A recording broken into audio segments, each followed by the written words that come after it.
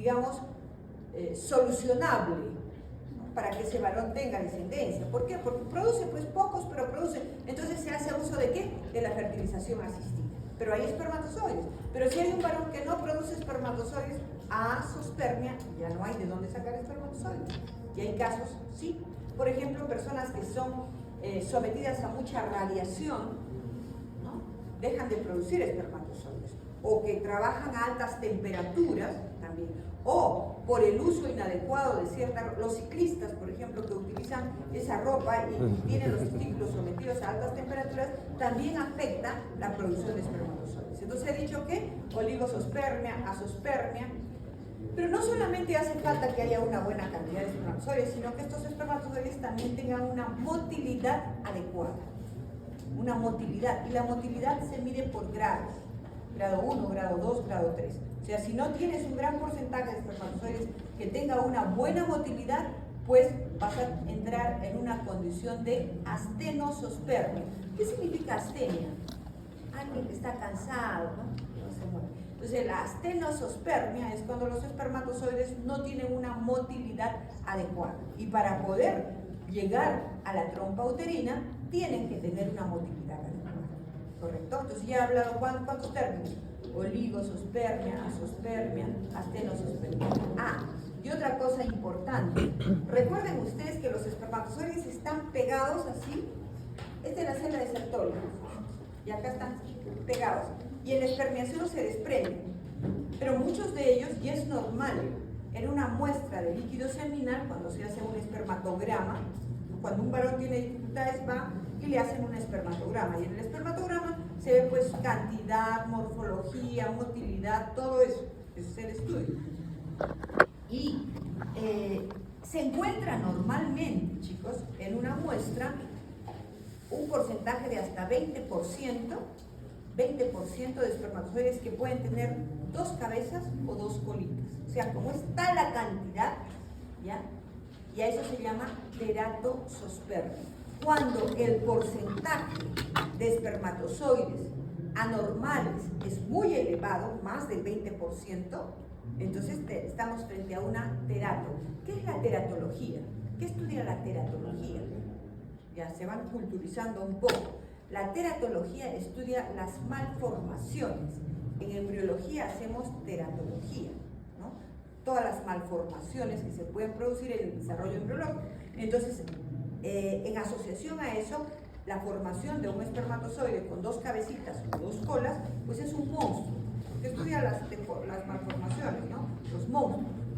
Entonces, teratosospermia es cuando el porcentaje de espermatozoides con 2 cabezas o con 2 colitas supera al 20%. Bueno, entonces chicos, han visto todo lo que se puede generar dentro de los testículos y miren todo el proceso de la espermiogénesis. El aparato de Golgi, cómo interviene, el retículo endoplasmático. Es que lo que tenemos nosotros es que relacionar. Lo que aprendimos no es que nos los olvidamos, lo tenemos que aplicar, ¿verdad, chicos? Entonces aquí tenemos pues la formación de todas esas estructuras. Bueno, hasta ahí hemos completado con lo que corresponde solamente a testículo. Ahora, ya lo que viene es mucho más sencillo, y nos queda pues, ¿hasta qué hora tenemos? 8:30. 8:30, todavía tenemos bastante. Entonces, si tienen alguna pregunta respecto a esto, ¿está claro? Doctora, en la teratospermia cuando tiene Teratosospermia. cuando tiene 2 cabezas, ¿sigue siendo igual número haploide? No. O sea, son 2 espermatozoides. O sea, están, imagínate que esta es la célula de Sertoli y acá está pegado uno, otro. Entonces, cuando se da la espermiación, se desprende. Y es un proceso brusco. Entonces, acá había 2 espermatozoides, pero la cabecita de este se salió solo con una colita. O sea, es un espermatozoide anormal que tiene 2 núcleos. O sea, 2 cabezas, 2 núcleos. Definitivamente ese espermatozoide tiene la mínima posibilidad de poder fecundar.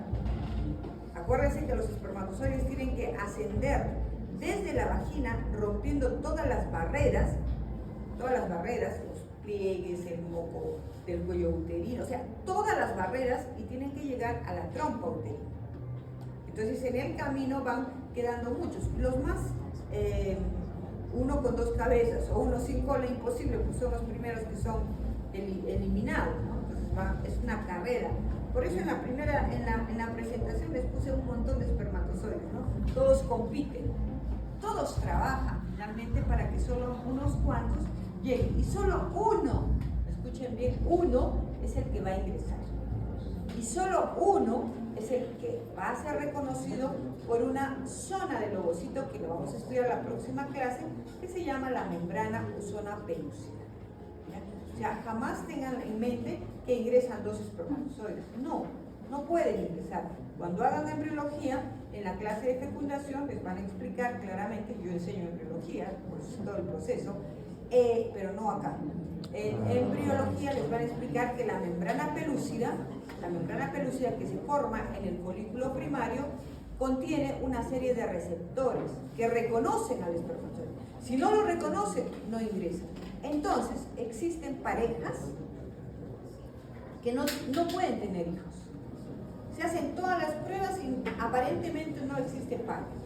La producción de espermatozoides es normal, la ovulación es normal, pero no pueden. ¿Por qué? Porque el ovocito de esa mujer no reconoce los espermatozoides de ese varón. Es una de las últimas causas inmunológicas de infertilidad. Y sucede que se separan, tiene otra pareja y con esa pareja sí pueden tener. Entonces la membrana pelúcida, que vamos a estudiar en la próxima clase, es específica para el reconocimiento de los espermatozoides. De muchas causas de infertilidad no se explicaban. Hoy con todo el avance y el conocimiento que tenemos, pues se llega a explicar, ¿no? O sea, cuál es la razón. Entonces, si es esa razón y yo quiero seguir manteniendo y tener hijos con determinada varón, pues puedo hacerme una fertilización asistida. De ahí surge la fertilización, se extraen los espermatozoides y se introducen. Y aquellos solitos no pueden ser reconocidos, pues se introduce en el ovocito y se produce la fertilización asistida, ¿no? Bueno, habíamos mencionado las vías espermáticas. Y las vías espermáticas, chicos, se inician dentro de los testículos. Si nosotros regresamos a esta diapositiva, pues muy fácilmente hemos explicado todo esto, ¿correcto? Todo esto. Los túbulos seminíferos, el proceso que se da dentro de los túbulos seminíferos, el espacio que contiene el tejido intersticial, con células de Leydig, y finalmente hemos mencionado el desprendimiento de los espermatozoides de las células de Sertoli, como un proceso denominado ¿qué? Espermiación. Entonces se desprenden los espermatozoides y caen aquí a la luz de estos tubos que siguen un trayecto recto para desembocar en este enmarañado que se llama la red de testículos. O sea, todas estas son vías espermáticas pero intratesticulares, o sea, están dentro del testículo.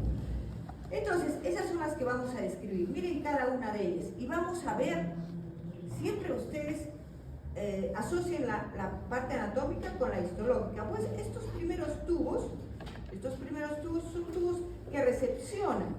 Entonces, miren, los tubos rectos, curiosamente, la pared de los tubos rectos y hasta una primera porción de la red de testis son tubitos que están recubiertos. ¿De qué estarán recubiertos? De células de Sertoli modificadas. Células de Sertoli que siguen dando sustento, que siguen nutriendo, que siguen detectando la cantidad de espermatozoides para generar inhibina. ¿Se dan cuenta? O sea, todos estos tubos rectos desembocan en estos que van modificando su epitelio, ¿no? Van cambiando y van a presentar un epitelio cilíndrico con células ciliadas o no ciliadas, a veces un cilio modificado, y desembocan en estos conos. Le digo conos para no confundir con este conducto, porque algunos los confunden. Conos eferentes, que van a permitir llevar los espermatozoides en bloque. Miren, de acá salen varios, y estos son varios conductitos que desembocan en este epitelio. Todos estos tubitos, miren, son de dimensiones muy cortas, ¿se dan cuenta? Pero el epidídimo, curiosamente, ubicado sobre los testículos, es un conducto que aproximadamente puede medir 7 metros. Cuando en topografía nosotros necesitaríamos simplemente para conectar los conos eferentes con el conducto deferente, ¿cuánto necesitaríamos? Unos centímetros. Sin embargo, ustedes están viendo que el epidídimo pues mide hasta 7 metros. Ya eso está dando una idea de que los espermatozoides, así como ustedes tienen que pasar por 7 años, ellos pasan por 7 metros para estar capacitados. Así. Durante su trayecto por el epidídimo, los espermatozoides maduran,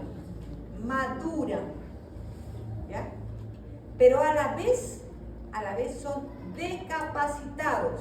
Miren lo que estoy diciendo, ¿eh? Lo vuelvo a repetir, porque voy a decir qué significa cada cosa que estoy diciendo. Ya ustedes cuando ven el epidídimo y ven que es tremendo tubo enrollado sobre los testículos, quiere decir que deben transitar los espermatozoides por ese trayecto tan largo. ¿Para qué? Primero, para recibir una serie de sustancias que producen las células de la pared del epidídimo y que los hacen terminar su proceso de maduración. ¿Qué quiero decir? Que los espermatozoides que salen del testículo no están completamente maduros. Por eso cuando les dije, ¿cuánto dura la espermatogénesis dentro? Y les dije así, dentro de los testículos, 64 días. Pero necesita 7 a 8 días adicionales, que es el tránsito por el epidídimo. Y es ahí donde completa su proceso de maduración. Ahí se producen una serie de sustancias, como la glicerylfosforicolina, la carnitina. Esas sustancias ayudan al espermatozoide a madurar, porque cuando sale de los testículos el espermatozoide tiene un movimiento circular, o sea, se mueve así. Y con un movimiento así jamás podría fecundar. Cuando pasa por el epidídimo y adquiere todas esas sustancias, empieza a tener un movimiento así, de avance. Y eso es el proceso de maduración. Pero ustedes me han escuchado, pero a la vez es decapacitado. ¿Qué significa decapacitado? ¿Qué significa decapacitado, chicos? ¿Cómo no van a saber? Pierde la capacidad, pues. O sea, un decapacitado es como un discapacitado, pierde la capacidad. Decapacitado es pierde la capacidad. Pero parece medio raro, ¿no? Miren. Imagínense, este es el espermatozoide y este es ¿qué? El acrosoma. ¿Se acuerdan qué es el acrosoma? Es una bolsita conteniendo enzimas. Los lisosomas, acuérdense, que podrían soltar las enzimas. Y cuando sueltan las enzimas, ¿qué pasa? ¿Ustedes se imaginan que los millones de espermatozoides que están saliendo por la uretra de un varón empiecen a soltar la mínima cantidad de enzimas? ¿Qué sucedería con la uretra? Se destruiría. ¿Cierto? Entonces no puede suceder eso. ¿Cómo se asegura el organismo de un varón de eso? Cuando pasa por el epidídimo, cada espermatozoide es cubierto, su acrosoma es sellado por unas glucoproteínas que lo vuelven impermeable, o sea, no pueden salir las enzimas, no pueden, porque imagínense, hay un cambio de pH en la uretra masculina y salen las enzimas y digieren todos los tejidos de la uretra, porque eso sucedería. Entonces, ya me entendieron, cuando digo que los espermatozoides a su paso por el epidídimo, uno, maduran. ¿Qué significa? Adquieren una motilidad adecuada. Y segundo, son decapacitados. ¿Qué significa? Que se sella el acrosoma para evitar la salida de las enzimas. Estas enzimas acrosómicas, que son muchas, solo deben salir cuando llegan a la trompa uterina para la fecundación. ¿Y dónde son capacitados los espermatozoides? ¿Qué quiere decir capacitados? Que ya pueden salir cuando ingresan al aparato genital femenino. Entonces, cuando llegan, los pocos que llegan a la trompa uterina, recién sueltan las enzimas para que se pueda producir la fecundación, que lo estudiarán en el curso de embriología. Entonces, miren, cada uno de los tubos, he querido mostrarles esto para que ustedes se den cuenta de que la anatomía pues, va muy de la mano con la función. Y aquí tenemos ya los cortes histológicos de las diferentes partes. ¿Esto a qué correspondería, chicos? Ya, a ver, despierten.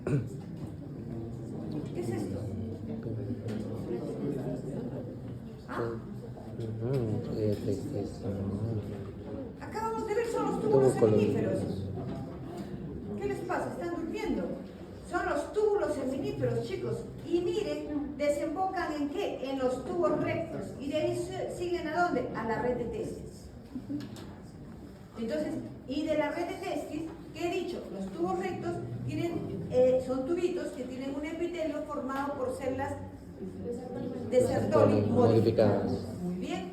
Y de ahí ya el epitelio de la red de testis va cambiando un poquito y va a presentar unas células cilíndricas, ya no células de Sertoli, ya no las necesita. Entonces, miren, las células de Sertoli de los tubos rectos siguen produciendo el fluido. Acuérdense que ¿en qué viajan los espermatozoides? En un fluido. Y ese primer fluido lo producen las células de Sertoli, tanto las que están acá en la pared del túbulo seminífero como las que están en la pared de los tubos rectos. Y esto que estamos viendo ya es una estructura mucho más definida que corresponde a los conductos o conos eferentes. Estos conos eferentes se caracterizan por presentar una luz festoneada, miren, con un epitelio de células altas y células bajas. Algunas siguen presentando como un cilio único, a pesar de que no se necesitan que los empujen, pero tiene esa característica. Si hay un epitelio, y en todos los casos, chicos, si hay un epitelio hasta de células de Sertoli, se apoyan sobre una membrana basal, ¿no? Y esa membrana basal está en contacto con tejido conectivo. Sea muy escaso, sea muy abundante, pues no puede faltar el tejido conectivo. Entonces aquí hay tejido conectivo, pero además acá se hace evidente, en estos casos suele haber algunas células contráctiles, pero acá se hace evidente ya la presencia de una capita de músculo. ¿Están viéndola acá? ¿Se dan cuenta? Ese es tejido muscular, ¿no?, que envuelve a estos conos eferentes. Bueno, y aquí tenemos una comparación, y esto lo ven en sus láminas. Cuando toman una fotografía de las láminas de la práctica, o sea, me mostraba separado. Entonces, para mí es difícil, o sea, decir qué hay si no veo el conjunto. O sea, la única manera de poder analizar y yo decirles es esto, es viendo toda la lámina, ¿no? Entonces, si la separan, ya no sé a qué pueda corresponder. Entonces, miren los conos eferentes. Estos son los conos eferentes que acaban de ver. Miren qué bonito se ve el epitelio, el músculo que hemos mencionado. Miren un corte sagital que nos confunde. Estas son las trampas que nos pone muchas veces la histología, porque vemos, entonces, porque yo no, si alguien me presenta una fotografía de esto, yo no le voy a decir pues son los conos eferentes. O sea, no podría. O sea, tengo que recorrer la lámina para darme cuenta. ¿Por qué? Porque este es un corte que, como yo les digo, miren, ¿ven mi anillo? Entonces les digo, miren mi anillo. Que al cuentar los cortes nos muestran eso. Entonces, la histología, la única manera de aprender la histología es recorriendo una lámina.